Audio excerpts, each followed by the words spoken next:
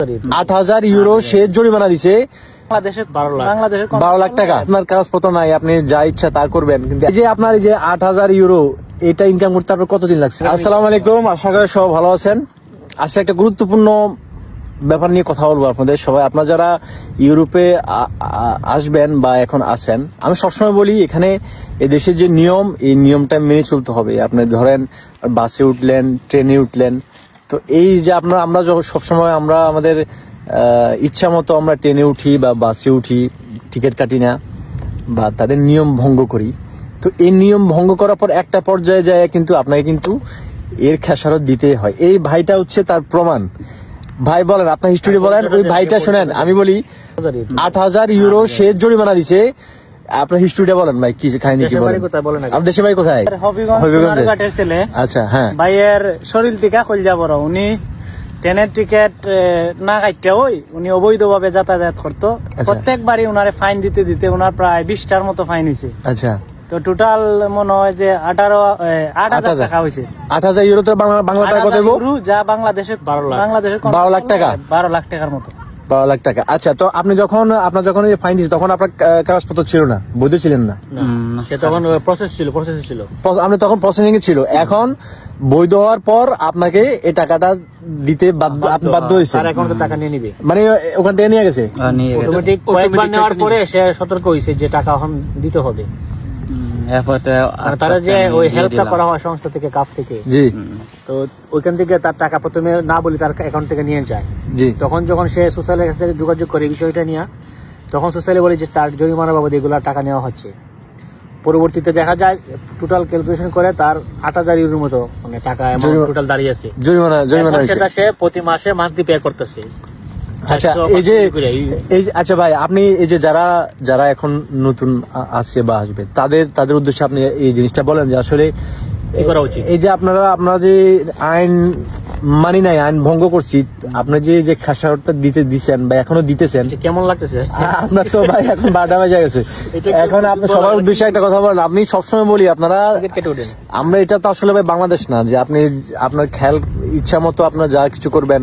আমাদের বাংলাদেশেও আইন আছে, কিন্তু আইনের কেউ ধার ধারা না, প্রয়োগ করে না।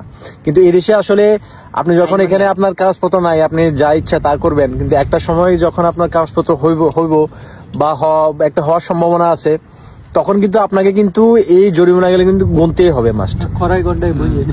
এই যে আপনার এই যে 8,000 ইউরো এটা ইনকাম করতে আপনার কতদিন লাগছে? কত বছর লাগে গেছে না? লাগছে না? তো এত কষ্টের টাকাটা এই যে আপনি এখন আবার সরকারকে আবার ব্যাক করে দিলেন।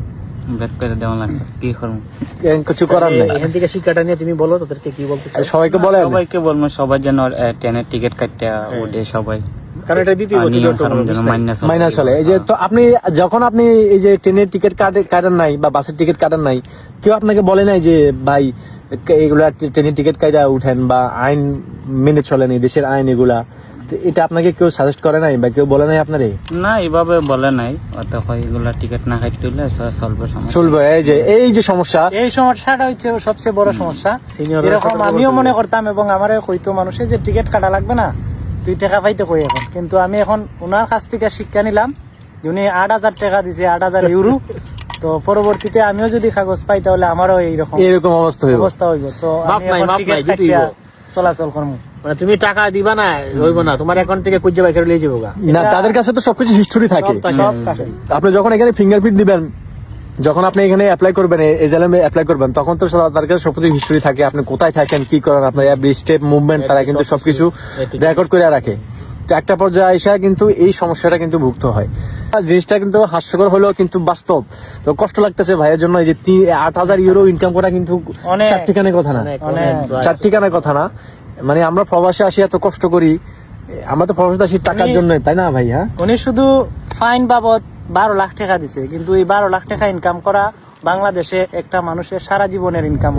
অনেক মানুষের স্বপ্ন থাকে। হ্যাঁ, কিন্তু উনি শুধুমাত্র ফাইনই দিছে ফ্রান্সের বুকে 8,000 ইউরো, 12 লাখ টাকা বাংলাদেশে। আচ্ছা, তো ভাই এখন আর টিকিট বাদে উঠেন? এখন উঠেন টিকিট বাদে? এক ইষ্ট হয়ে যায় না। এই যে শুনেন, বাঙালি আসলে এই যে এখন সোজা হয়ে গেছে। এখন আমরা বাংলাদেশে যত কিছু করি, বিদেশে আসলে কিন্তু আমরা ঠিক একেবারে হ্যাঁ সোজা হয়ে যায়। যাই হোক, সবাই দোয়া করবেন ভাইটার জন্য, অনেক সহজ সরল মনের মানুষ। তবে একটা জিনিস আমি আরেকটা কথা বলি, সেটা হচ্ছে হয়তো ভাই এই রুলসটা জানতো না। আপনাদের যখন এখানে কোনো ফাইন টাইন হয়, আপনার কাগজপত্র হওয়ার আগে, তো যখন আপনার কাগজপত্র হবে, আপনার যখন যে ফাইনগুলো আছে এগুলো কিন্তু আপনি উকিলের মাধ্যমে অ্যাপ্লাই করা, পুরাপুরি না হলেও কিছু টাকাটা কিন্তু মানে হ্যাঁ ডিসকাউন্ট বলতে ক্ষমা করানো যায়, এটা সিস্টেম আছে, যেটা যেহেতু একটা মানবাধিকারের দেশ, তো সিস্টেম আছে, এগুলো জানতে হবে। হয়তো ভাইকে আসলে এই সাজেশনটা কেউ দেয় নাই বা ওনার জানা ছিল না, সেজন্য আসলে এতগুলো টাকা আসলে সে পে করছে। তো যাই হোক, সবাই এই যে আইন মেনে চলবেন। আপনি যদি বাসে উঠেন বা ট্রেনে উঠেন, যেখানে যান না কেন, টিকিট কাটা উঠবেন, না হলে এই ভাইয়ের মতো সমস্যাটা ভুগতে হবে আপনাকে।